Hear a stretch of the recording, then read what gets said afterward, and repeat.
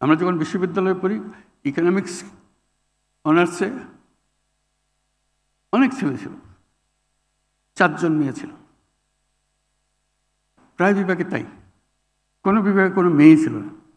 আজকে যে কোনো শিক্ষায়তনে যাও, মেয়ে উপচে পড়ছে। এদিন ঢাকা বিশ্ববিদ্যালয়ের খবর নিলাম, এখন অর্ধেক ছিল, অর্ধেক মেয়ে। আমি শুধু জিজ্ঞেস করলাম, মেয়েদের হল কয়টা?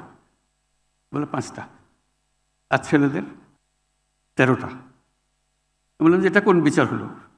মেয়েদের তো সবসময় সবার প্রথমে দরকার থাকার জায়গা, ছেলেরা তো যেখানে সেখানে সময় কাটাতে পারে, মেয়েরা তো পারবে না।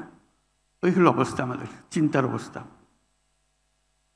কাজেও আমাদেরকে স্পেস ছেড়ে দিতে হবে। মেয়েরা এসছে, তারা যার জায়গায় দখল করবে, নেতৃত্ব দেবে, সেটা অলরেডি গণ অভ্যুত্থানে দেখিয়েছে।